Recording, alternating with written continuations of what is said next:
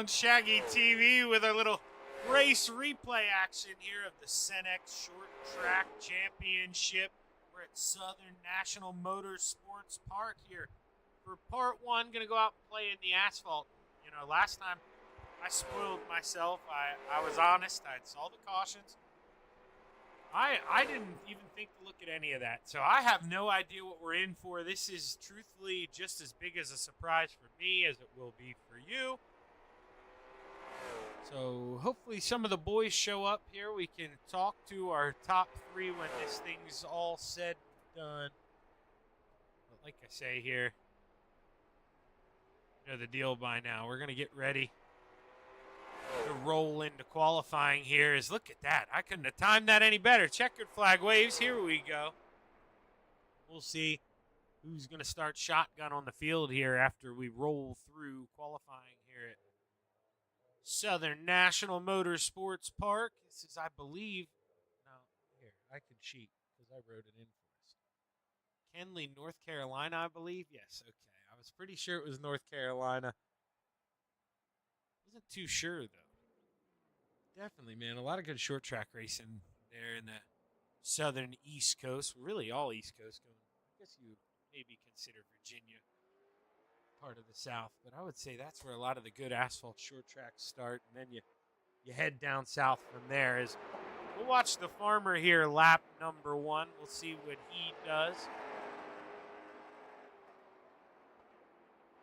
Got that 54 machine rolling the bottom. You can see a little bull ring here, Southern National Motorsports Park. Going to be tough to pass. You may have to move that guy up off the bottom. You see, he's not really fighting the wheel. You can tell. You want to be, whoa, never mind. There he is. Got to catch it a little bit.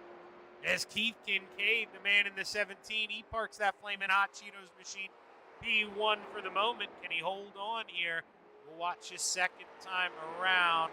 Keith Kincaid, purple, yellow, exactly the same according to that bottom bar, running identical laps. Is the man out front, 14.96 both times, is Pappy Ed Papano coming in P2 with a 15.03. Bob Cassidy pulls it to the inside. He's 10th. Dave Brill in the 88. He parks it P4. Let's see. Dale Scott coming out here. This will be his first lap. Dale Scott puts it P13. Looking for a big improvement here. Final time around for the Sundrop machine. Gets a little loose on the entry to 3, and he's going to wash it all the way here. He still is a little quicker. Going to get one more spot, but fighting the loose race car here qualifying. Well, loose is fast, but, man, not that loose. I don't think we want to be hunkering down trying to figure out your way around this place. You can see all the marbles up on the top of the racetrack. You don't want to get up there. You can see all the black little bits of rubber laying all around. You want to stay in that clean part of the racetrack. They're rolling around the bottom. We may see some guys be able to make that middle top work as the tires kind of age. But that's not a guarantee here. You know, we may see a lot of bump and runs if, you know, you want to get the move done. And kind of something, you know, you come to expect when you're short track racing is Mike Lemieux maybe had an accident there lap number 1. He's going to pull out. Not too sure if he had already taken the green there for lap 2 or if this will actually count. I think he may have taken the green, may have realized that as he comes to a slow there in that White River LLC 40 machine. Maybe not. I'm going to go out here, get another lap in. Who knows? Maybe making me look dumb. Nope. Going to pull back to the inside.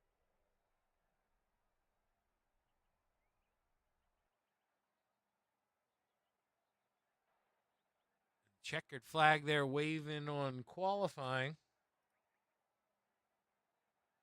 I believe waving on qualifying. Let's see. I can pop that back up. Check. And you can see here, I was just in a room. I could have swore I turned this off. My apologies, boys, but at least they behaved there. It didn't make us pay for that one. Let's see, so we got a minute 15 left there. We can fast forward this through that qualifying. Slow her down right here. Try to make everything look all pretty for when the starting grid pops up, and well, you know, we go worst to first, so you'll get a little sneak peek there who got the pole if you were paying attention. Shouldn't really surprise you. Let's go ahead. Let's take a look at that starting grid. Row 8 to the outside, the 40 of Mike Lemieux. To the inside, the 31 of Dale Scott. Row 7 to the outside, the double nickel of Benjamin Gunther. To the inside, the 42 of Gary Offit. Row 6 to the outside, the 68 of Robert Cassidy. To the inside, Blackjack Quinn McLean. Row 5 to the outside, the double deuce of Sean McLean. To the inside, the 9 of Frank Barbary. Row 4 to the outside, the 24 of Scott Tice. To the inside, the 44 of Bob Belshaw. Row 3 to the outside, the 54 of Chris Farmer. To the inside, the 29 of Glenn Stanley. Row 2 to the outside, the 88 of Dave Brill. To the inside, the 71 of Chris Reinhold. Row 1 for your feature event here at the Southern National Motorsports Park. To the outside, the 01 of Ed Papineau. And starting on the pole, the 17 of Keith Kincaid.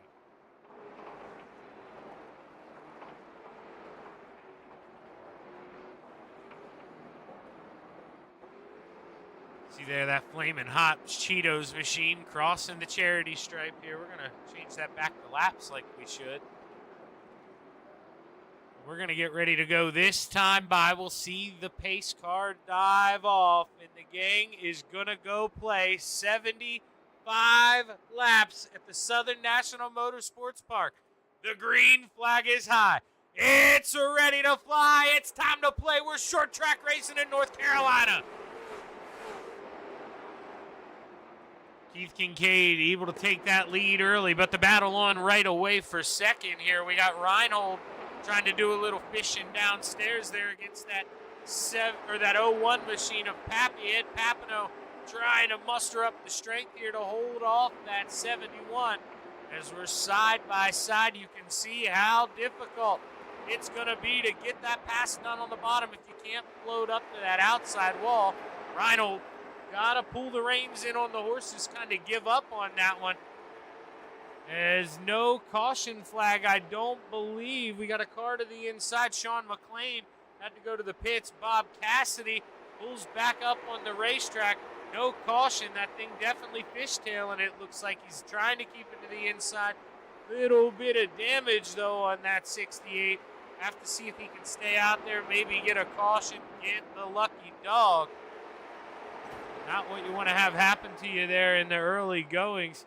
If you're Bob Cassidy, go back up to your leader here, Keith Kincaid, as you see Ed Papineau kiss that outside wall. We're only on lap 5. You don't want to be using up the equipment this early here. Let's go on the nose here of Ed Papineau. Oh, Keith Kincaid using all of it up too, trying to get a little bit of that hot dust off the right side, maybe a little too flaming hot in that Cheetos machine. Just trying to set that pace here as we're watching guys maybe starting to get a little dicey here. Is a little too far back. I believe it's Frank Barbary here in the 26 machine. He's trying to work around that 54 of Chris Farmer. Barbary started 9th, up 1 spot to 8th. Currently the big mover, Definitely Mike Lemieux started 16th here, up 6 spots up to 10th. As you see the field kind of spreading out here, we'll roll through. You can see your leader, Keith Kincaid. Ed Papineau running P2 here. I know this. You guys don't. I'll pop it up for you. Reinhold running around in 3rd. Dave Brill, I think we just heard him kiss the wall. He's in that 88 machine. Back here in 5th, rounding out the top 5. The 29 of, Mr. Do It Right there. The Stanley Tool, Glenn Stanley. He's trying to hold off. That was, I thought he was holding off Bob Belshaw, but if you remember, that's actually Robert Cassidy there. He was involved in that early dust-up. No caution, lost a lap. Sean McLean now, speaking of, he had to go down pit road. He needed to maybe repair that damage. He's getting back out on the racetrack. Got to do it low and slow. Don't want to pull up there in front of the boys here as we see the lead. It's starting to tighten up a little bit. Pappy's slowly puffing that smoke into the 17 here, trying to cool him off, slow him down. Have to see, can the 01 get up there? I mean, plenty of time. You can't think you're in a super hurry, but while you're not in a big hurry, and you'll hear me every week preach to these guys, let's save the sneakers, make sure you got something left. You saw how hard it was to even try to get the pass done on the bottom with brand new sneakers to start this race. So if you plan on getting the pass done here, you might need a little help with the lap car kissing the wall in front of you. That's going to help Pappy reel him in a little bit. Not enough to maybe throw a move there. Keith didn't have to check up that hard. But you're going to need help, if you don't get it done early, because you can see, with the field kind of spreading out, unless we get some late race moves here, wouldn't be surprised to maybe see this thing only run one, maybe two cautions.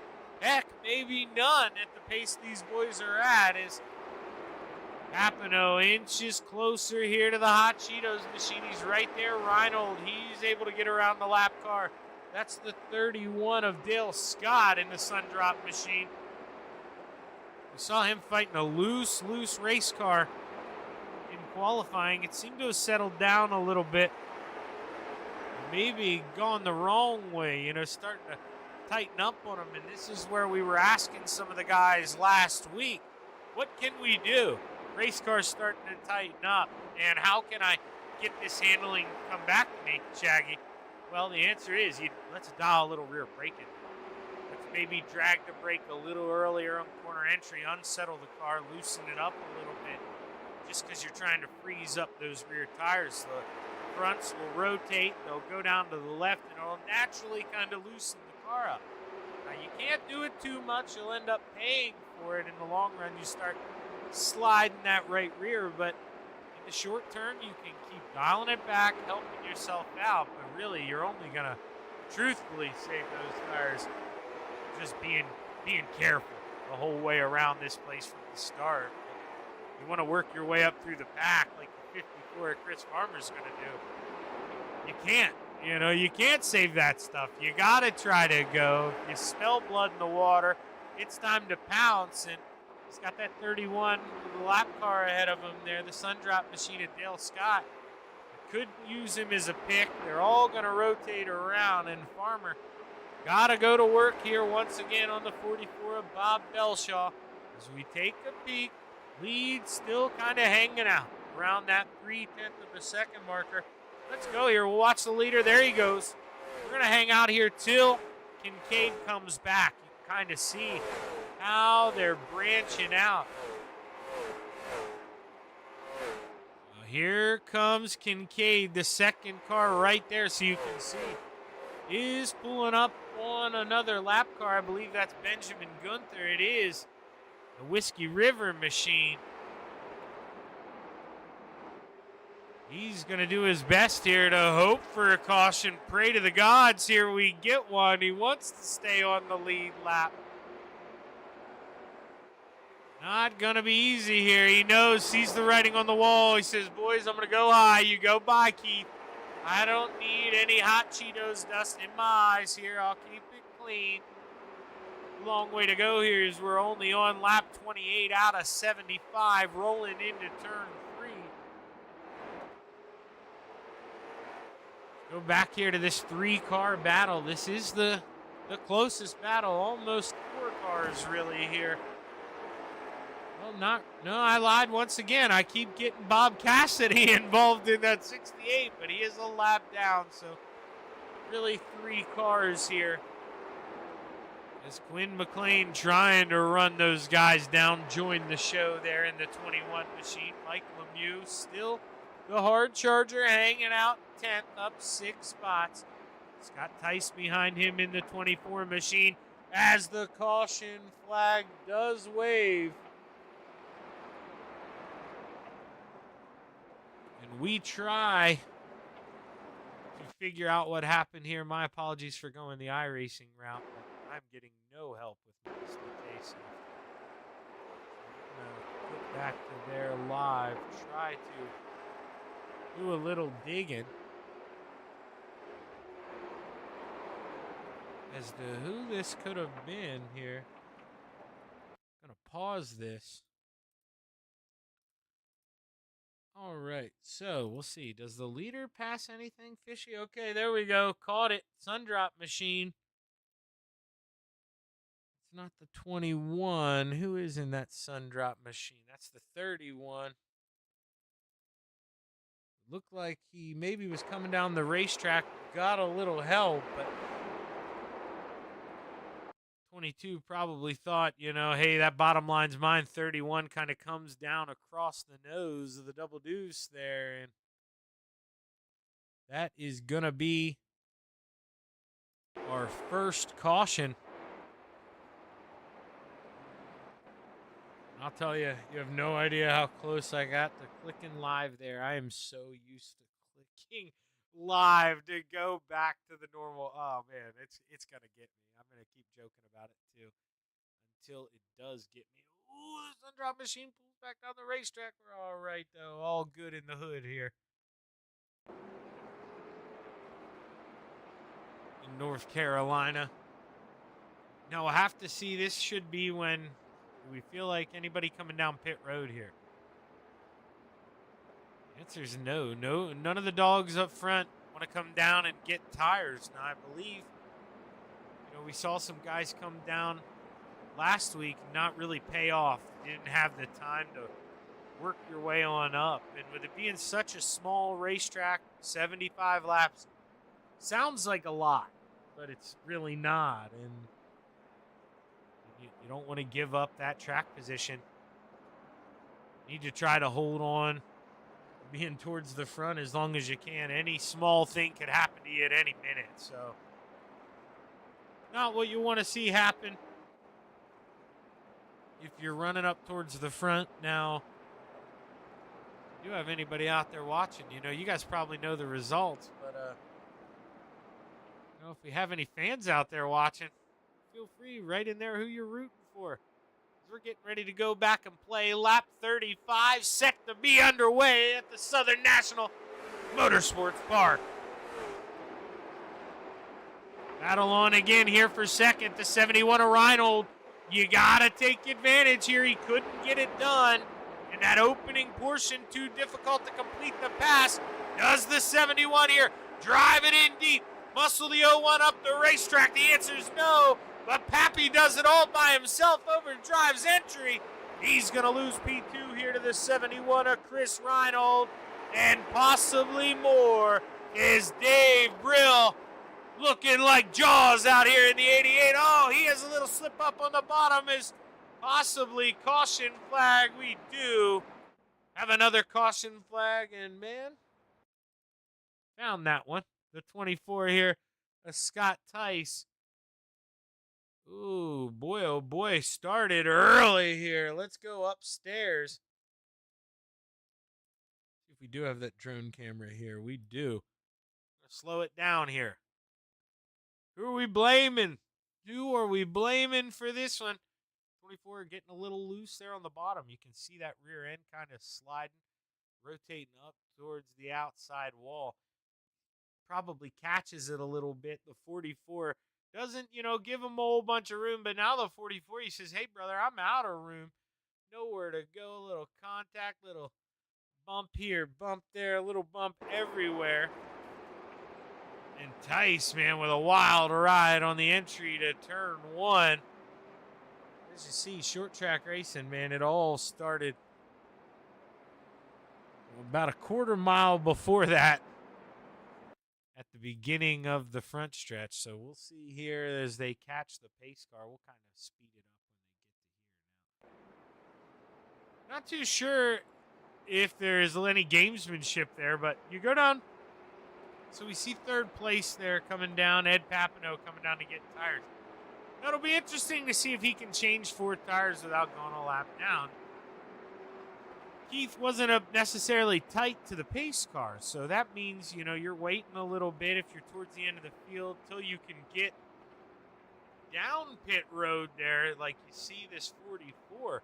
Right side's just got jacked up. He's going a lap down. He pit as early as he could. Now let's see, can Papineau get out? He does get out, barely. Barely, but that's kind of that risk you take, you know, coming down, getting tires on a short track. Guys necessarily not used to thinking about it, not used to, having to worry about that. You know, I mean, a lot of times you think, oh, caution, free pit stop, I can come down pit road. No big deal. Well, not necessarily. You gotta be paying attention to everything. How close is that pace car to the back of you? That's what you're really worried about, not where you're located in the field. It just adds that other element. We'll have to see here. Papineau drop back to 10th. We'll be able to race his way back up towards the front. As we get set to go back racing, we're over halfway. 34 laps to play this time. Lap 42 underway. I think I said 44. I meant 34 as there's a little contact. Oh, fisticuffs in the back. We're going to be under caution again here. We are going to be under caution one more time. Scott Tice getting a little piece of this again, but he's on the second end of it. I don't believe was in the initial. And, well, you know, I mentioned to you track position. Ed Papineau maybe going to wish he heeded the advice of the handsome broadcaster. It comes across the nose there, the 55, maybe overdriving corner entry there a little bit, as you can see sliding up. But, man, Papineau had a good race car. Going to find himself now in the back of the pack. And I'd say the biggest thing, did Papineau get away here without having to stop behind the pace car? Turn around. There's a lot of front end. So he's going to, you would think, have to come down pit road here, try to fix that thing up. With being so far back, you know, that's not going to be a lot of time here to fix this thing up. As you see, Papineau did get trapped behind the pace car. That's what I was worried about for him. So he's not going to be able to come down pit road here. I mean, he can, but not if he wants to get waved around the pace car. He'll have to stay here towards the front, in front of all the other cars on the lead lap, and that will kind of, hinder him a little. Not what you want to see there for Papineau. Tough break. Still is going to be that last car on the lead lap. Should be. The lights, I believe, will get shut off on the pace car this time. The 01, he'll get waved around. Get ready to go back racing, but Papineau with that wave around almost be treated like the lucky dog. Should, and I believe will, have to line up behind the cars a lap down. Let's see if he catches up. You can see just now diving into one. We're going to get ready to go back and play here. Is lap 47 set to be underway here at the Southern National Motorsports Park. Oh, contact, gloves off. Glenn Stanley, the tool man, inherits P2. After, oh boy, Reinhold, there's a parking lot coming out of 2. Who are we going to blame for this one? You see the 71. He initially got, we got a car on the lid even, the 26 machine. Spill aisle 2. We're going to go up top here. Speed it up will get us there. So this 88, I mean, he's there. Little bit of net code maybe, or the 71 maybe got a little loose. There was no contact. You could see lots of gap, but when we're racing on the internet, you get some connection issues every now and then, and this predictive code probably thought they were going to make contact when they didn't, and man, you can see it led to an absolute parking lot. I normally don't stay here this long, but I'm going to see if the leaders get by it. They're goes the nope. So they should be okay. Not going to lose a lap the cheesy way. This Kincaid probably, could have been aggressive there if he wanted to. Tried to trap some guys a lap down, but he played nice. Coast that thing around, catch up to the pace car slowly. We'll have about a 24, 23 lap shootout when we drop the hammer and go back racing. We'll try to skip us through this a little bit, but Keith Kincaid, once again, driving like a stud out front in that hot Cheetos machine. And now next, this is a perfect time to talk about it. Next, I believe I did dirt first last week, but truthfully, that's the one where I'm going to yell and get the most excited. So I figured, let's end with it. Changed what I was going to do. We're going to end with the dirt now. Every week, because I absolutely do love this. I hope you can hear the excitement in my voice. But I told you once, I'm a Central PA boy. I'm born in the dirt. Love that dirt racing. And it's just because, the closest, I think, asphalt short track we had to me. I did a little bit of racing as a teenager on the dirt side, but it was Jennerstown Speedway. It's out towards Pittsburgh. Big drive for me, so I never got to go play on any asphalt. Looks like I was getting ready to go. I thought we were 1 to green. They clicked the lights back on. Probably want to tighten everyone back up, but now the lights are back off again, so we'll get ready to go here this time by. We'll have a 23-lap shootout. So, see, I said 23, 24-lap shootout. Probably just wanted, me to be exactly right. Nail off both numbers, what it could have and will be. The green flag waves. We're back underway. 23 laps to play. Keith Kincaid's been the man all night here. We got a new man in P2, the tool man. Glenn Stanley, there's a little bit of contact behind. Oh, they keep her straight for now, not for long. Gonna get another caution flag here. Kind of saw that one kick off. Well, you got guys getting loose. The original one got saved, but not checking up behind. Well, that actually may have been a totally different incident. Just seeing guys kind of maybe lose patience here, trying to chop people. And you can see, it's maybe, he's down there. That 71 of Reinhold, he's there. Let's see if he holds it on the bottom. This is going to be the question. Maybe comes up, man, that's a tough one. Maybe coming up as the 55 coming down. Two guys fighting for the same real estate, and we get another caution here at the Southern National Speedway. Got a feeling here might not be the last one as, tempers start to flare up front, and Keith Kincaid maybe keeps cycling these tires, cooling off, getting hot, cooling off, getting hot. It's not going to be the exact recipe for success that he necessarily wants, but man, he's making it work.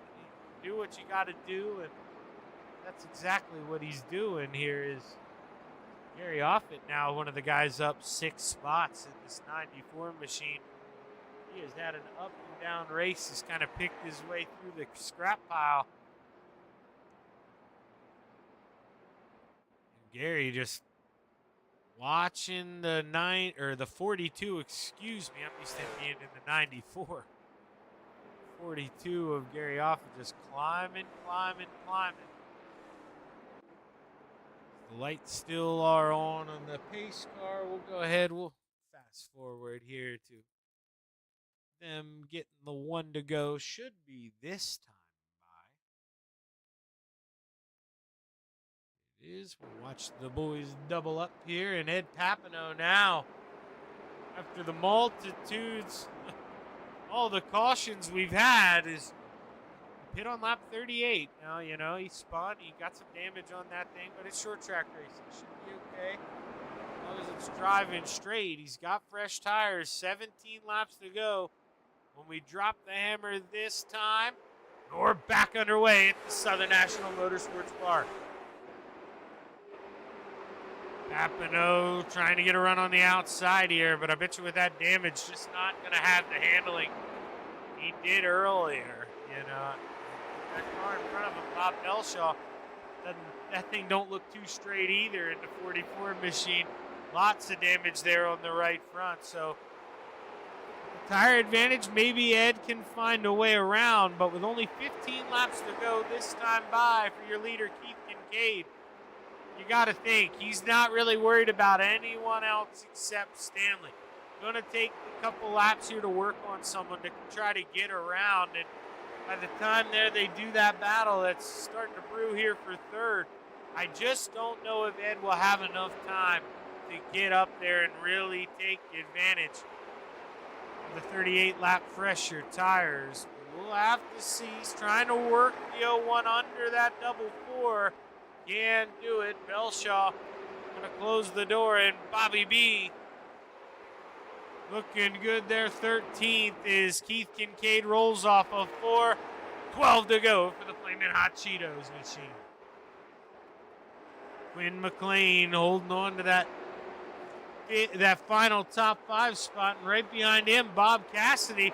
He's one of the guys to go an early lap down and just kind of weathered the storm here. Kept that thing clean, got the lucky dog, and now all of a sudden, Bob trying to get that thing inside the top 5. What can he do? That B&D Ranch 68 definitely got a little more grip than that 21 in front of him.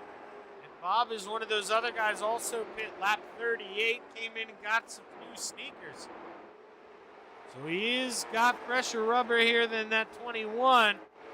As you hear guys bouncing off the wall coming out of 4. Couldn't tell if that was Papineau or Belshaw. Belshaw to the top shelf.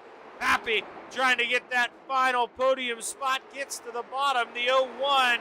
8th of play here. Like I said, I just don't know if he'd have enough time. Now that by the time if he does run down Stanley, you got to think that's another 2-lap work job. 3 to catch him. That's only, man, leaving yourself, if everything goes right, 2 laps to go get at the leader, who is 1.8 seconds up the road. Keith Kincaid, man, driving like a dream here. This Hot Cheetos machine, 6 laps to go. Bob Cassidy got around the blackjack machine, inched his way inside the top 5, but you can see big gap between him and Belshaw as we go back and forth. Cassidy just going to have to try to hold on here to the final top 5 spot. As Glenn Stanley sees that gap get bigger and bigger and bigger, the tool man going to be lucky to hold on to P2 here as Ed Papineau pulling on the reins. 4 laps to go. Can he get to the back of the 29 here as we're starting to run out of the time? Clock is ticking.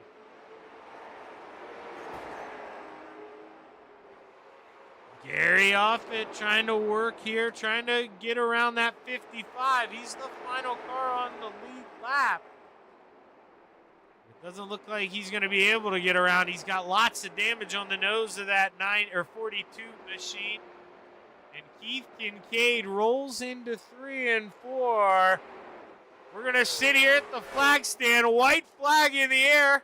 1 lap to go for Keith Kincaid. Keith rolls down the backstretch for the final time, and the man is flaming hot once again. Checkered flag waves. Keith Kincaid brings it home here at the Southern National Motorsports Park. Glenn Stanley P2, Ed Papineau 3rd, Bob Belshaw 4th, and Rob Cassidy rounding out the top 5 here. As we try to bring up your, that is not the right one. The results. Here, there they are. Quinn McLean 6th, Gary Offit 7th, Dave Brill 8th, Chris Reinold 9th, Benjamin Gunther Rounding out the top 10, Frank Barbary, Sean McLean, Dale Scott, Chris Farmer, Scott Tice rounds out the top 15, and Mike Lemieux rounds out the field.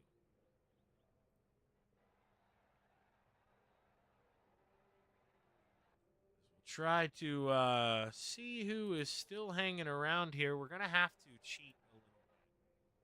Pull up iRacing because, well, I actually have to make something disappear. Sorry, it's my screen.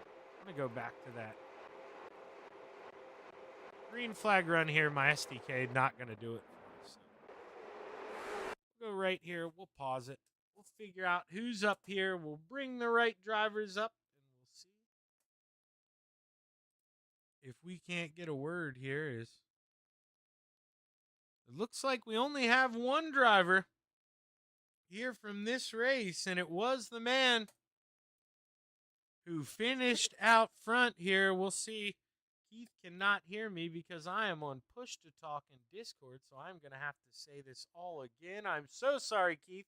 I don't have my wheel plugged in, and I forgot I was on push to talk. So, how's it going, man? You bring home another one, and this one seemed a little easier for you than last week. I mean, you just got out front. You never looked back. Oh yeah, the car was it was wonderful this week. Everything was just firing on all cylinders. Got out front, managed the gap, and just controlled tire wear, kept the tires on it for the end, and just brought her home on the victory. Yeah, and, Keith, I tried to touch on that a little bit because, people they'll watch this and they'll think, oh, it was so easy for Keith out front, just didn't have to do anything, drove away. But in all reality, man, those cautions, when it cools off your tires, then you got to reheat them up. Then they cool off again. I mean, how hard is it to maintain that tire wear? Because, dude, I know from experience, you cool them off, you heat them up, and they want to go if you don't treat them nice. Oh yeah, definitely. Yeah, every time you heat cycle those tires, they just get harder and harder, and you've got to be easier and easier with it. Um, it's just about managing. It's about just not overdriving it, trying not to slide it, and just get in that rhythm. Now, obviously, you were able to get out there. Nobody really even sniffing at the back of that 17. But did you have a defense position in mind? Were you going to maybe open up the bottom, or were you willing to leave the top open and let them go around the top? It just seemed like if you were going to do that, though, man, you needed to float up to the wall coming off the corners. The guys trying to get it done on the bottom, man, it was just taking so many laps. Oh, definitely. Yeah. What I would probably do is just kind of move up half a line in the corner and take that away. Make them go either really high or just or ride behind me. Well, hey, Keith, man, once again, you're showing why you're going to be a top dog on this asphalt side of things, getting it done here at Southern National Motorsports Park. Heck of a drive, man, able to keep the focus even with all the yellows going on behind you. Congratulations on the big win, man. Who you want to thank? Thank you. Yeah, I'd like to thank MRL for bringing the Senex team on and letting them run these races. Man, this is an amazing group of racers. I'm proud to be a part of their first season, and I just look forward to it growing and just building it from here. Most definitely, man. Hopefully, I'm along for the ride with you guys. It's a lot of fun to watch. You guys put on a good show, man, and you're classy while you're doing it. Heck of a run, Keith, and well, don't spoil it, but hopefully, I'm talking to you after this dirt one. Thank you, Shaggy. Keith Kincaid bringing home the W here at Southern National Motorsports Park. Excuse me. We're going to take a short break here on ShaggyTV. We'll pull up the other race here, and we'll be right back with a little dirt track action at none other. I want to say the Lincoln Speedway. We may be at Port Royal, but I know we're in my backyard. We're in Pennsylvania, and boy, it's time to go play.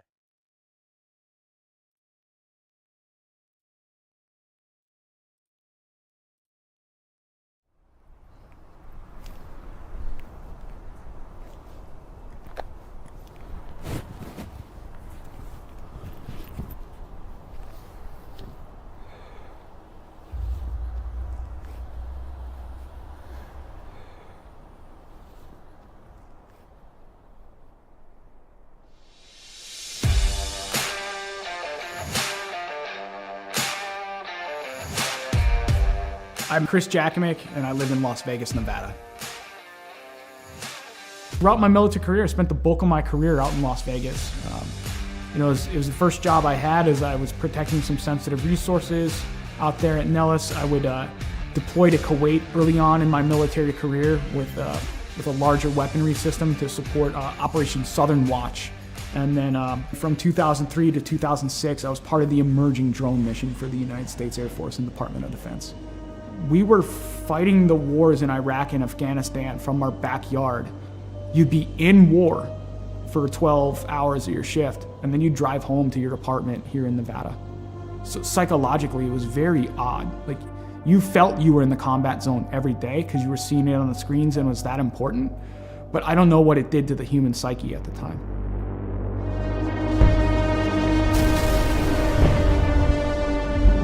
Some things would kind of happen in my personal life after that would change a lot. When Adam joined the Marine Corps, it was a natural fit. Anybody who joins the military, especially after 9/11 happened, you're looking for that purpose. I think that's why he made the choice. It's like, let me go be a Marine. He was in between Fallujah and Ramadi during the heaviest parts of the fighting of the Iraq conflict. I mean, you hear guys like Jocko and everything talk about like the triangle of death. My brother was dead set in the middle of the triangle of death with a Marine unit. I think it changed him. Like, you look at everything across history, you read any of the books out there, war changes anybody that's been involved with it. Trauma or mass events like that changes anybody, and it really changed my brother. And I get that call. I get the text actually from my stepmom. I was like, I need you to call me as soon as possible. Something's wrong with Adam. All right. Didn't think anything of it. And I'm about to pull off the highway to go celebrate and have some pizza with my classmates, and she's like, Adam's dead. Adam's dead. He had died by suicide that day, 25th of July, 2017. And it changed my world forever. I think that was the first time I saw or heard someone broken through the phone. There was a time where I was concerned that he wasn't going to make it. There were times I thought, we're going to have to camp out outside of his house, or we might get that phone call. Are we ready for that phone call? I couldn't catch a break. A fellow first sergeant I served with, he had died by suicide. On the day of my buddy's funeral, I'm going through social media, and I see this, what appears to be a manifesto from one of my old airmen. My first thought was like, today's not going to be a good day. And sadly, my hunch was right. He had killed his own family and taken his own life on the day of my buddy's funeral. It was just compounding trauma after trauma after trauma. I cracked. I fell hard with alcohol. That was rock bottom.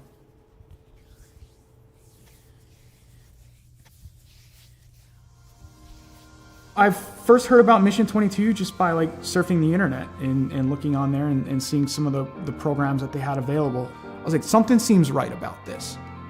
To be in a program like the R&R program with them and the innovative things that they're putting together, I've not seen in any other veteran nonprofit. It's putting all this stuff together to heal in the most effective way possible. They're making you do a lot of the hard work through reading, through audiobooks, through physical fitness, through nutrition, open discussion, critical thinking, neuroplasticity and cognitive feedback to where you're developing the brain more. It's given me a chance to regain my life.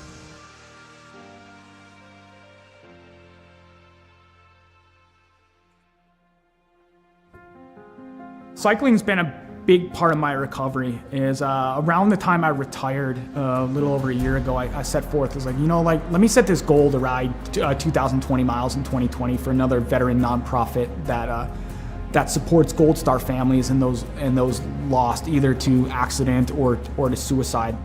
Every time I got on that bike, I was like, you know what? There's a name, there's a dash that I'm gonna honor today. Not the dates on the gravestone. It's like, I'm gonna honor that life. So it gave me purpose. And it just became like a release for me to where the pedals would spin and I would get out of my head for a little bit. physically I was starting to feel better. I could see the improvements, and I've tracked my data over the past year, and it's phenomenal on the growth that I've had on a bike. He's just on a mission and is relentless about it. You know, every day he pushes it. From the loss of his brother and a number of different trauma that he had gone through in his life, it was absolutely critical for him to find something that he could sink his teeth into. I think he's taken the ball and run with it with Mission 22, especially the R&R, the recovery and resilience part. I think it makes him stronger in the person that he is today. I don't know why I fell on the bike. It was just like, okay, it called to me, and then I kept going. So you know that scene from Forrest Gump where he just starts running one day and it ends up in Monument Valley in Utah? He's like, I'm tired, I think I'll go home now. I'm not tired yet. I'm not ready to throw the towel in like Forrest Gump did. I'm getting on that bike and I'm keeping on going because there's something about it. There's something about just getting out in nature, having that breeze in your face and seeing some of the beautiful landscape here in Las Vegas where it takes you away from the stressors and the challenges of the world for a little bit. And you can just appreciate the beauty that is out there and be in the moment.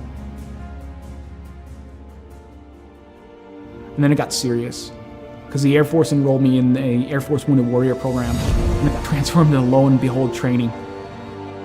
If I do this well, maybe I can go represent the Air Force. Maybe my grief and everything in my entire story can come to fruition because I can put the energy into something positive.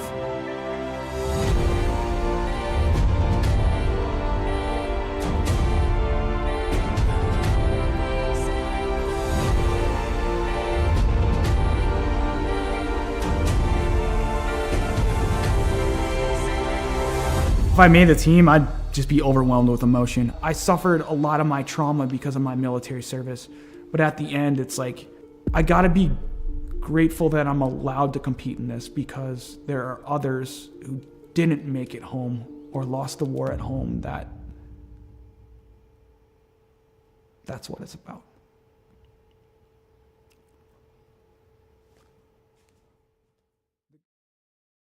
Oh my gosh, everybody. I am so excited. My heart's pumping. My hands are sweaty. Please welcome our very own director of the Air Force Wounded Warrior Program, Colonel Rich Obert. Over to you, sir. Welcome, warriors and athletes. Today we're going to announce the 2021 Air Force Team for Warrior Games. The selection was difficult as there were many hardworking and deserving individuals, and the work and dedication was apparent by all. I know the suspense is killing you, so I'll turn it back over to Marcia. Good luck to each of you. Back to you, Marcia. All right, thank you, sir. Starting us out from Air Education and Training Command, Major Daniel, Lieutenant Dan Cariña. Yes, yes, yes. Air Combat Command, out of Texas, Master Sergeant Nicole Nikki Favuza. From Valdosta, Georgia, Technical Sergeant retired Antonio Del Vecchio. From East Liberty, Ohio, Airman retired Pete Murphy. Technical Sergeant retired Margie Hinkle. And coming up next, former pole vaulter, that is very similar to Blaze Velarde, coming to you from Las Vegas, Nevada, Master Sergeant retired Chris Jack Jackamek. Warrior Games competitor back on the team, Staff Sergeant retired Joseph Alex Pate. Whew. What? He did All right. big things back in the day. He's gonna do big things. Coming to you from St. Hedwig, Wow. Missouri. We look at Mission 22 and we see all the shirts, we see all the flags out there. I don't think enough of the people understand how big the programs actually are and how that is actually in there. And like, I'm a benefactor from the donations of these private donors that are there to allow me to live life, to improve life for not only myself, but for friends, for fellow veterans, for my children, for my girlfriend, for my family, is to be that, to say, you know what? We can keep going at the end of the day. We can keep going, no matter how hard it gets. No matter how difficult life becomes, we can keep going.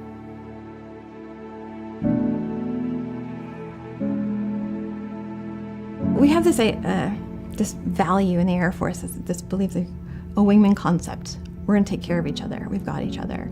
And it gives us hope, right?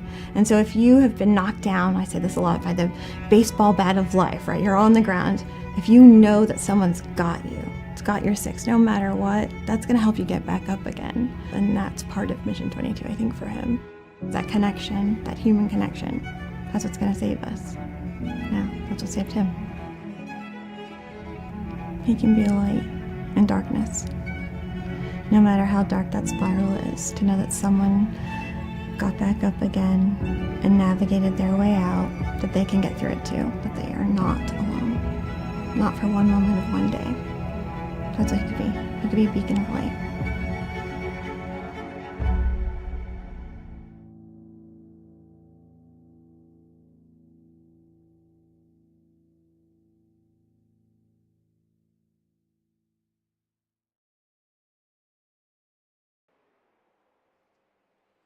We are back alive in the Pigeon Hills of Pennsylvania, Abbottstown, PA, man.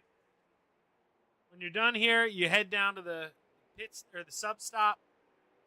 You get a queen sub, okay? It is a cheeseburger sub, sloppy Joe on it, man, or a mustard and onions. And I will tell you what, the queen, that is the sub you want. You go ahead, you get it the large, you get the bigger roll.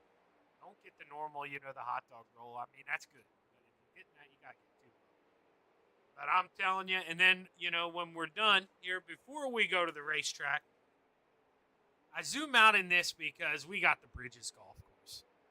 Right there. I mean, right there we're looking at the bottom of the screen. That's the tee box. I want to say hole 5. It's been a couple months since I played there. But, man, you're driving, you're out there, you're finishing up your round at 4 o'clock, and, you hear the sprint cars. Man, the motors crank up, and, man, who says you got to be quiet when you play golf from here and stuff like that? I mean, you hit down this long fairway. I believe this is around a 430-yard par 4, something like that. You got a good drive. You're getting into that little hill right before the that's pretty downhill. The camera doesn't do it justice. Man, no more beautiful place for a dirt track here than in central Pennsylvania. I'm telling you, not far away from Bobby Allen's race shop, about a 5-10 minute drive. They closed the go-kart track down over there, but they didn't want us to race go-karts over there anymore. We're having too much fun, and well, you can see here my biggest gripe, too, when they added this racetrack. My biggest gripe. You can see the trailers back there. That is our freaking pit road. Not in the infield where they make those guys park. That does not happen unless we would get torrential rain where the pits would be closed. But even then, the inside of the track would be done by then. So, I never really understood that. iRacing gave plenty of other racetracks, their real pit road. And let's see here, actually. I get paid the same no matter how long I take here. And we are just in practice. Now, they didn't do justice, really, either. I wish I could remember the kid's name. But he runs 410 sprint cars here locally. I won't save it. But this house right here, we're rotating the wrong button. My apologies. Let's get that back to 0 before I get sick. We'll go... Not that one. Which one are we doing? So this house right here, man. I guess they did kind of do it justice. But this is like, everybody who races around here, and apparently my sounds didn't save. You watched me go in there and turn that off the last race. So I'm not too sure why my settings aren't saving. Let's see if I can call that off.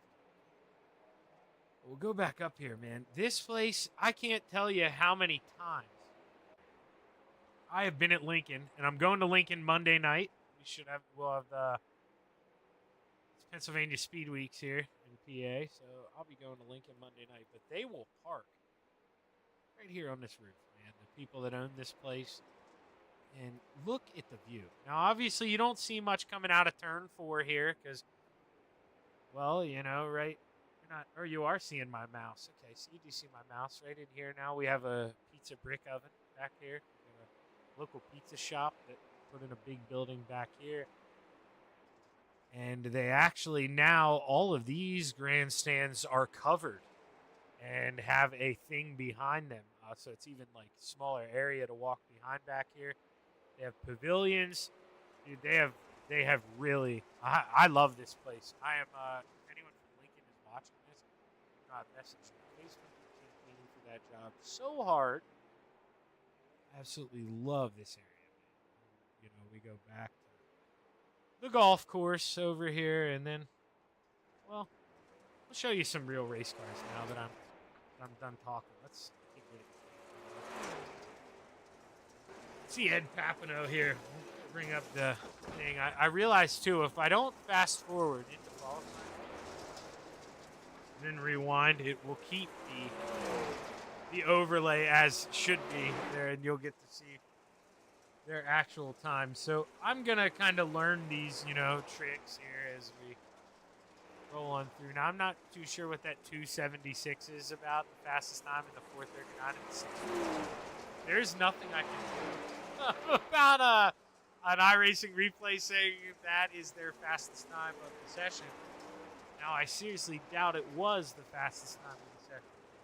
I'll show you the last time by for these guys. Most of them rolling down into the 16-second bracket.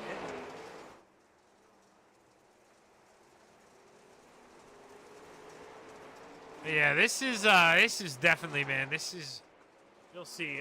Now, not that you know, I try to do good work everywhere. But you'll see this place. It's got a special place in my heart. You'll see with some of the trackside cameras that I run throughout the night. I put a lot of work into doing my cameras for this place. Well, not to toot my own horn, but a lot of people, you know, they'll just run the stock iRacing stuff. I do like to kind of play around, man, and have some fun with this. We went way too far. So let's go back here. And this should get ready to roll into qualifying now.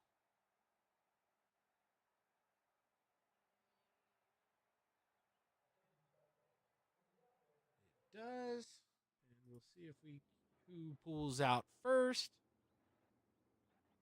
Like it's going to be Rob Cassidy, and I do have to pull this up one more time because for some reason on this replay, it doesn't want to consider that a seated group. That's going to make me really angry here as we go throughout our Saturday afternoon.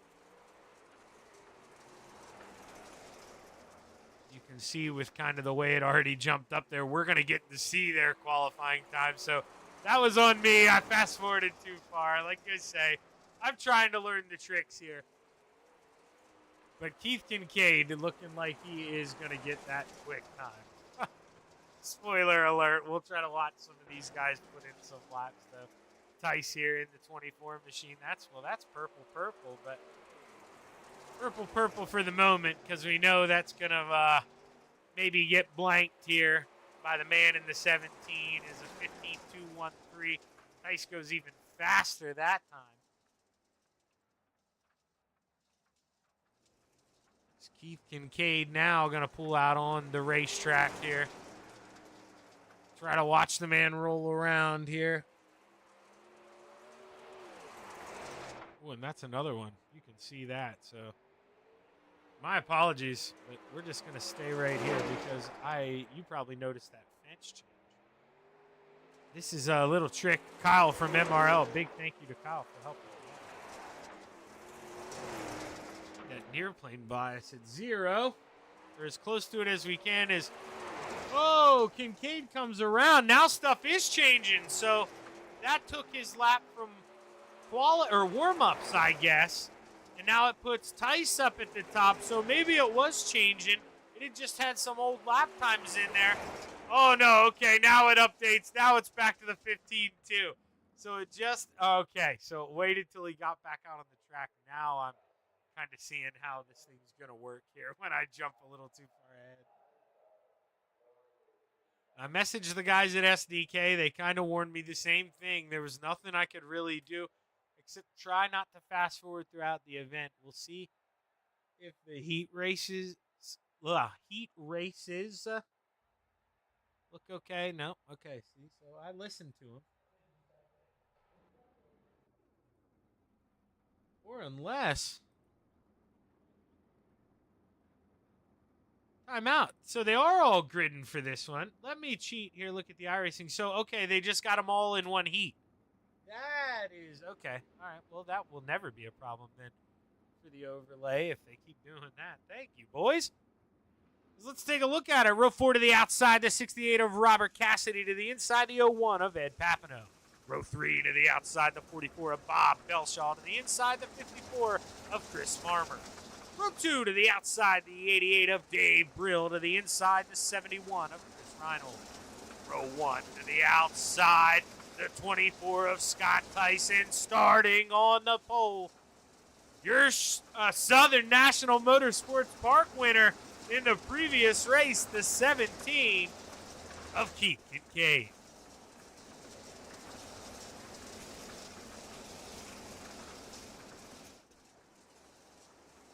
I do believe we do the 4-car invert.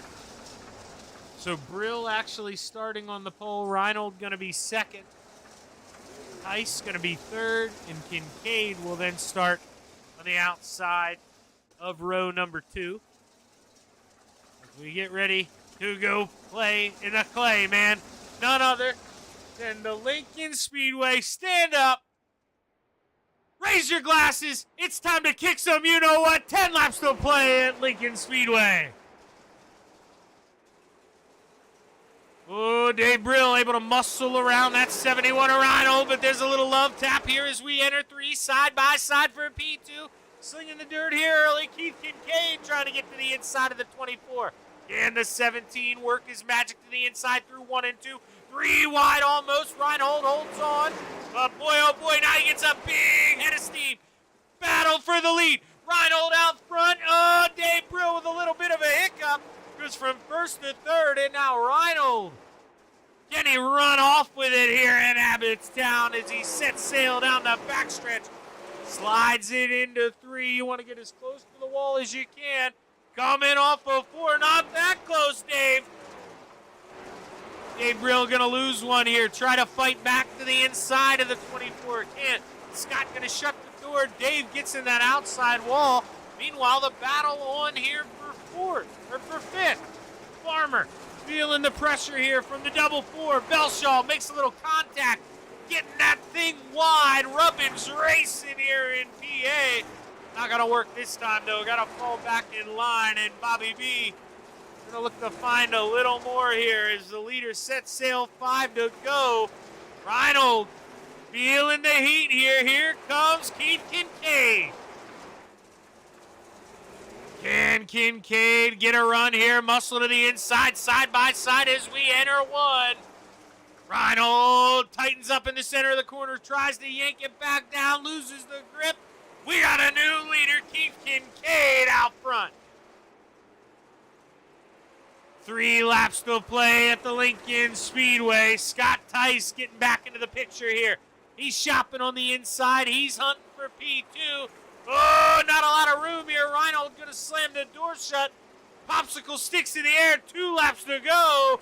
Can Scott Tice find a way to work on by as Chris Farmer extends the gap there over Bobby B.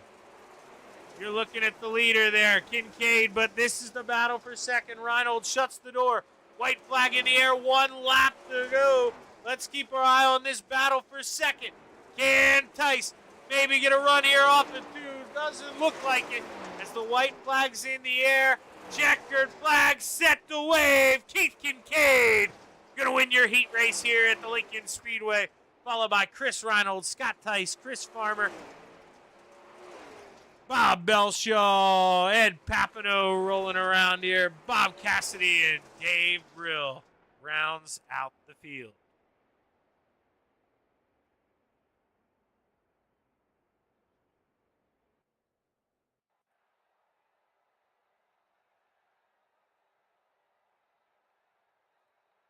See here. Yep. Should have a little bit of a warm up. So let these, let the dust settle here. We'll fast forward a little bit through this. Also use it as a, little bit of a breather.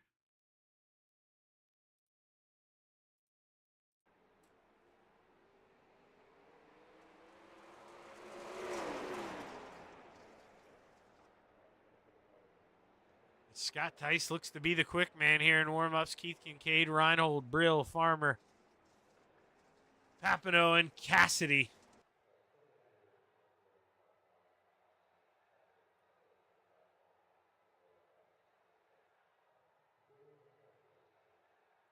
So let's take a look here at the starting lineup for your Senex Short Track Championship.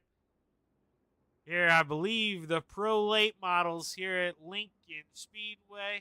Row 4 to the outside, the 68 of Robert Cassidy. To the inside, the 01 of Ed Papineau.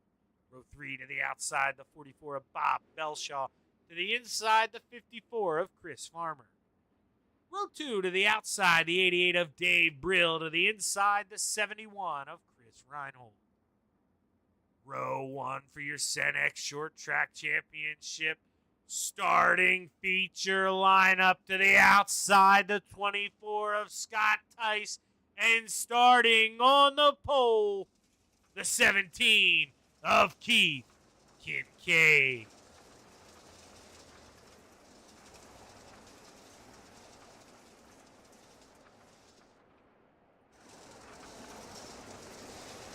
As we get ready to go 30 laps here in the Pro Late models.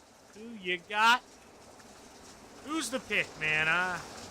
It's going to be tough to kind of sway away, if you're putting a gun to my head. It is going to be pretty darn difficult not to pick that 17th with just the way he has kind of been driving this thing this season.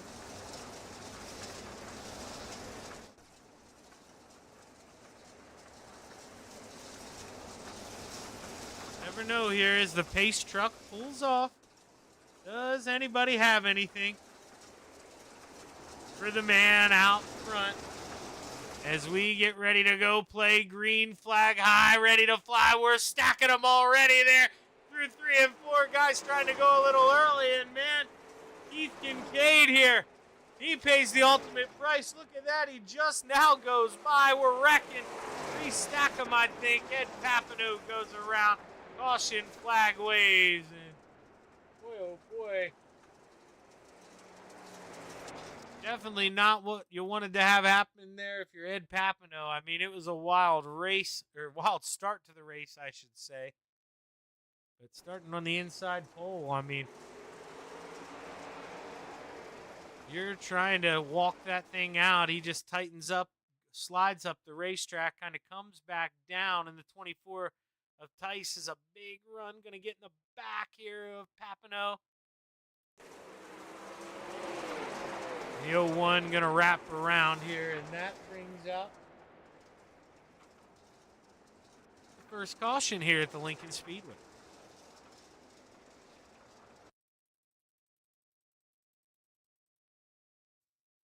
Now, we should be on lap 4, I believe, when we go back to racing, possibly lap 3.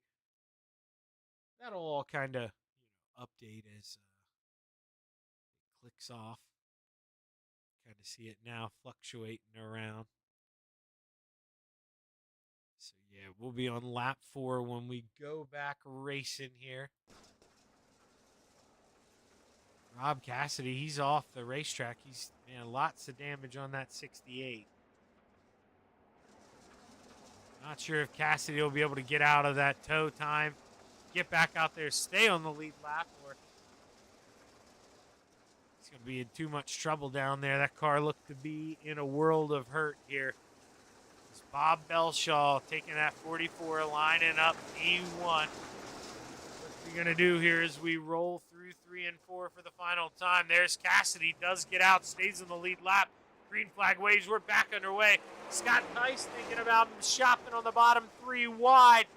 24 throwing that orange machine down there, going to make it stick for 1. Can Tice get another one? We're 3 wide behind. Look at the 17 of Keith Kincaid. He pushes up the racetrack. Now he's sandwiched in the middle. He gets a shot behind from Reinhold. And we're going to have our second caution here of the evening. And we saw it happen live. I don't want to mess up the software here. I don't really want to rewind that for that. As you can see there, I mean, he just drove in a little damage now on the front nose. And he got stacked up, and then the 71 not able to check up in time, gets into the back of the 17. And that brings out the second caution. And all that, well, while that was going on, apparently Tice able to get this 24 machine out front. So Scott Tice here leading the way after being the quick man in warm-ups. Clearly had some speed on this racetrack. Now looking to flaunt it a little bit.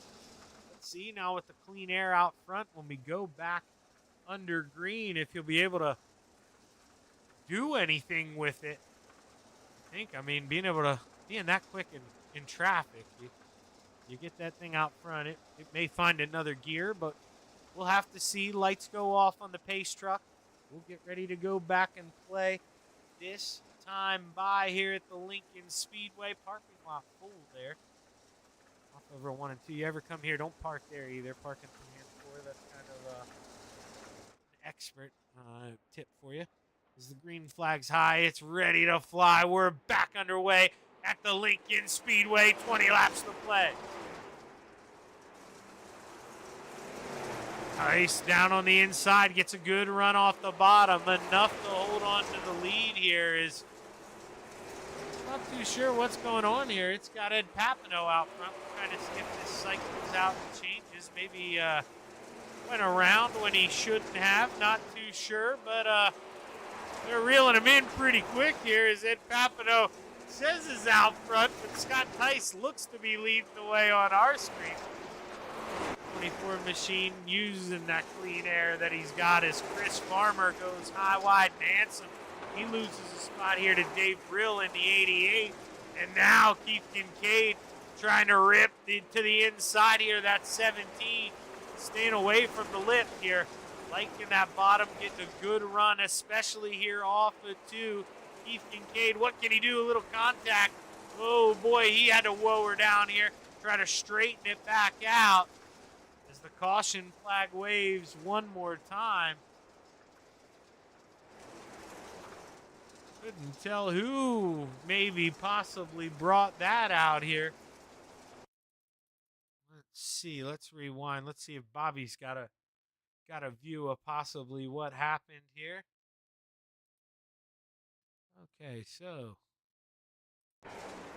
possibly Ed pulling out on the racetrack. iRacing, yep, iRacing didn't like him being sideways on the racetrack. So that's why we didn't see anything. And, well, that's, kind of the welcome to the internet and computers. Not going to get everything perfect here. Ed didn't do anything wrong there, just trying to rejoin out on the racetrack. And iRacing said, no way, Ed, that's going to bring out a caution. Third caution of the night here at the Lincoln Speedway.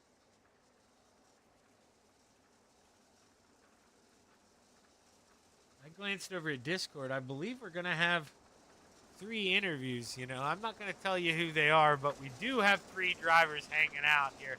I appreciate the heck out of that. To know these boys a little more. I have no idea what order they're going to be bringing it home in. So, still going to be a surprise there. The 88 of David Brill to the outside of the front row here. Finally worked that 88 up towards the front. Had a rough heat race. Falling back. He's back up here playing with the 24 of Scott Tice. Let's see what we got here. 14 laps to go at the Lincoln Speedway. Green flag waves. We're back underway. Tice gets a little sideways there in the center of the corner, but not going to be enough there to make him pay. As you see Dave Brill here, he's trying to fight off the 54 Chris Farmer, who now might lose one here to Keith Kincaid. It's the 17. Gets to the bottom through 1 and 2. He's able to go up and shut the door. We watch him roll down the backstretch.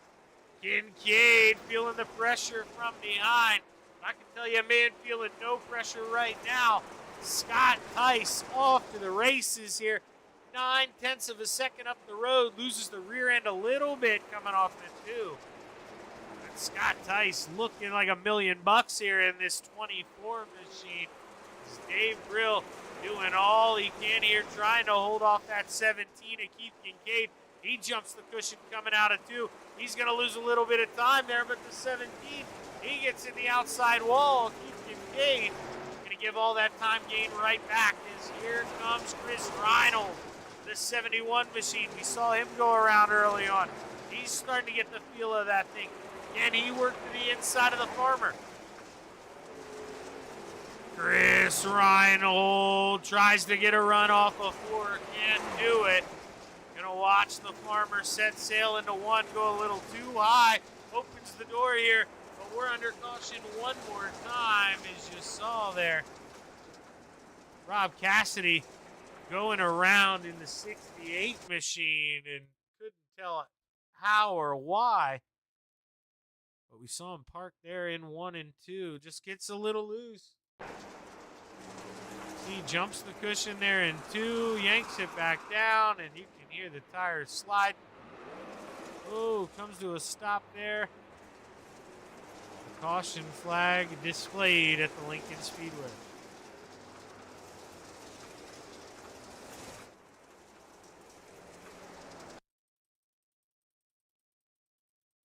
As we'll see here, Scott Tice pacing around. We'll fast forward us just a little bit here. Get us to the lights off, if you will. Turbo it. Lights are off. See if the boys play nice here. Should be a 5-lap shootout when we're back underway here in Abbottstown, PA.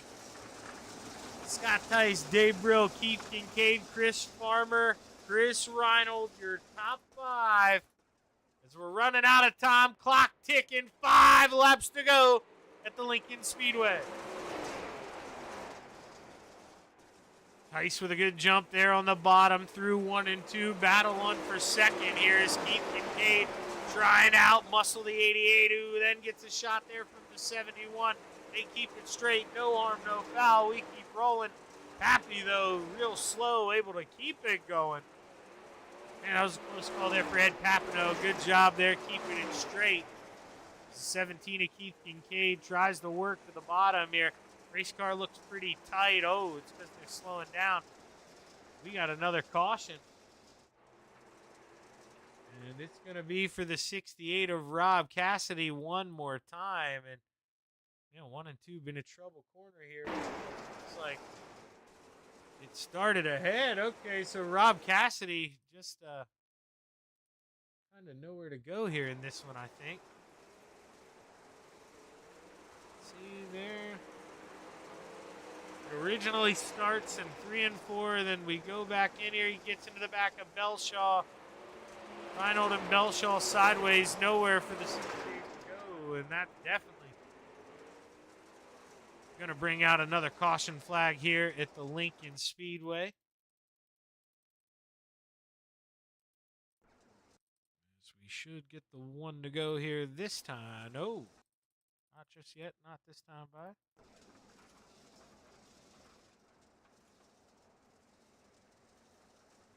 Oh, why does it say official results here? Our overlay doesn't like something. Let's pull that away. Okay, so did they possibly run out of time in the session? That is possibly what happened here. Okay, so ran out of time in the session because, yeah, they paced back really slow when the pace truck pulled off. So going to end under caution here. A little that's the way it happens sometimes. It doesn't always get that big finish, but hey, does Scott know where victory lane is? Make a left, front of the video board. No! Pull in there, Scotty, front of the video board. Gonna pull it off. He don't need it. He's got it stashed in the memory bank.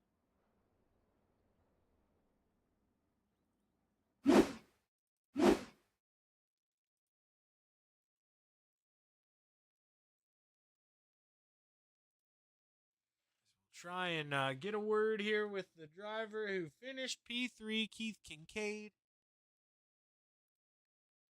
And we'll see if, maybe he can verify this for us, but it definitely seemed like it. Now, Keith, it seemed like, we got robbed there. Did we run out of time? Yeah, I think we ran out of time, or either that or we had it set up where there wasn't a green-white checkered. I wish we would have had more time. We were going to have a really good shootout there at the end, I believe. Yeah, man, it seemed like it. And, I don't know if you guys are listening or not, but I absolutely love this place, man. This is about 15 minutes from my house. I go here a lot on Saturday nights, and it's not easy to get around this place. You can kind of slow her down, work it around the bottom through 1 and 2 like you were. Or you could kind of swing it in around the outside. And, I mean, how do you have so much success there working it to the inside? It seemed like that's where you were getting all your passing done tonight. It was just kind of a matter of keeping the car straight and, keeping the power down. You had to be really easy on the throttle to get that bite off the corner. Just a really tough track to pass on, but, fun track to race. Wished I could have kept the car a little straighter. I think I pretty much beat the brakes off of it and hit everything but the pace car. Yeah, that's, I was going to kind of ask you about that. It seemed like you get bounced around a little bit out there. Not all your fault, but man, when you're trying to work up through and guys have different braking points or lifting points, I should say. I mean, how difficult is this track? Neither set of corners is the same. And I seriously doubt anybody on this racetrack drives it the same. Oh no, it's very tough to pass, and Scott had his hooked up, was flying, got out front in that clean air, and was gone. And David drove a wonderful race, just consistent, smooth, just made it very difficult to pass. Well, hey man, at the end of the day, for the week, you bring home a win and a P3. I'd say that's a pretty dang good average. Coming home P2, and man, if keep adding up these podiums, that's where the championships come from. So we'll be rooting for you here the rest of the way, Keith. Congratulations on the P3, man. Before we kick you out of here, dude, you know the drill by now. You've been up here plenty of times, so you want to thank. Thank you, Shaggy. Appreciate it. Still want to reach out and thank MRL, Senex Group. Wonderful group of racers. They've built this series around the 50-plus-year-old racers, and it gives us a place to get together, race. Great camaraderie on the track and off the track. I can't say enough good things about this group of racers. Well, man, you guys put it on once again here. We got robbed of that good finish, but hey, still some good racing through the middle points of the race. Congratulations on that P3, Keith. Thank you, Shaggy. Keith Kincaid bringing home P3, and now we're going to bring up the man who finished P2. Now, Dave, you aren't from Gettysburg, Pennsylvania, and you don't work at Kenny's grocery store, correct? No, I am not. Okay, just double checking. I don't know how many Dave Brills there are out there in the world, but I'm in a fantasy baseball league with one that I've known for a long time, man. And I'll tell you, the heat race, not good to you, man. You kind of getting beat around. You get washed back to the back, so you have a rough starting spot. But, man, once you got the wheels straight, you got the handle on this thing, you were quick. I mean, maybe robbed of a chance at a win here with running out of time, but how you feeling about the P2? Well, it was. I'm totally content with the P2. These guys are actually they're very, very good. Scott, Keith, the whole group. They're just a bunch of great guys to race, and yeah, I don't know what happened. Well, I do know what happened on that heat race. I was talking to the fellas after the heat race, and I've never been that nervous in a car in a long time, and I don't know why, but I guess it's because of the hot pace of Keith Kincaid and Scott Tice that I got to keep off my bumper. But yeah, that wasn't a heat race that I want to reflect upon. You know what I mean? Oh, no, most definitely. But you got the feel for it. And what's it like? I mean, I'm definitely not a top dog when I'm out there in the racetrack. But when you get a chance to race around the guys you mentioned, Keith, Scott, I mean, you learning from them? You absorbing them like you're kind of like a sponge out there? Because you seem to get faster every single lap. Oh, absolutely. Those guys are, they're the class of the field, and it's you try to take little nuances from all of them. Different throttle points and how they're coming into the corner, coming off the corner. So there's just a lot of things to learn, and this was a difficult track. It was a one groove track. I tried the high side during practice, but I found myself 2-3 tenths slower on that top side. It just didn't come in, and I thought the only way that I could really make any speed on that track was to put that front nose right on that guardrail, and that's kind of how we did it, and then modulate the throttle on the way out, to keep our good traction, stuff like that. Yeah, I mean, that's definitely the trick here when you watch on Saturday nights early till that cushion builds up. Got to drag that brake, get to the inside. And Dave, you drove your way up to P2, man. That's a great run for you. Congratulations on the podium. Who you want to thank before you get out of here? Well, I greatly appreciate the MRL guys, Senex, the whole group. And I really, honestly, the whole group that we race with here. These, we can go into a race and not have to worry about getting our doors beat off. And it's a great group of guys, and I really enjoy it. And obviously, I have to thank my wife puts up with this business too. But yeah, and actually my son as well. So yeah, we're doing what we can, and then we're having a good time. Love it. Man, you can tell you guys put on a good show. It's always fun to watch, and congratulations on the P2, Dave. Hopefully I'm talking to you again soon, brother. Yeah, right, man. Thank you, Shaggy. Appreciate it. That's Dave Brill coming on P2, and it looks like Scott maybe already found his way up here. Your winner at the Lincoln Speedway. Scott, man, I'll tell you, I don't know if the race, being short really hurt you, or I mean, really helped you. I think it may have helped everyone else. You may have saw a bigger win margin. You were pretty damn quick out here tonight, dude. How'd that race car feel? It felt good. I really didn't know with where I was starting, how it was going to be, because that track is really tricky. We were talking about it earlier, and if the track was slick from top to bottom, you might see some good racing. But right around the bottom, if you could, hold that line, it was going to be really tough to pass. Obviously, you don't have to give away the keys here, but we brake dragging it all. You messing around with dragging the brakes here going into corner entry? Not really, just really trying to keep the car, as close as I can to that guardrail, maybe a half a car length to a car length up, and just trying to be smooth and consistent. Well, I mean, you had a decent starting spot, after the heat, able to start outside of the front row, but you guys do a little bit of that invert stuff. So you mentioned, being on the outside, you didn't think you could get it done. I mean, how important was it that you right away fight to get to that inside, kind of make your presence known? It's pretty important, especially with no more cars than what we had, and felt like the track was gonna, hold up to get down there and get to the bottom, like I said, and the car it's real hard to pass there on the outside. So if you could get down there, if you're running second, you're probably second. But if you could get down there and get lucky like I did and get out front, then you can move around a little bit and uh, and make it look better than what it was. Well, hey man, luck's got nothing to do with it when you're that quick. You look damn good tonight, Scott. You were a rocket ship out there, and I don't know if anybody had anything for you once you got that clean air and got out front.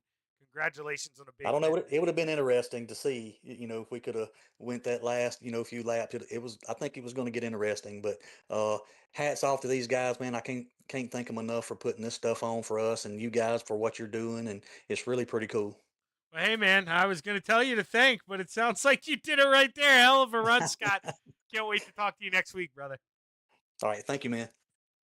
Scott Tice bringing home the dub here in Abbottstown, PA.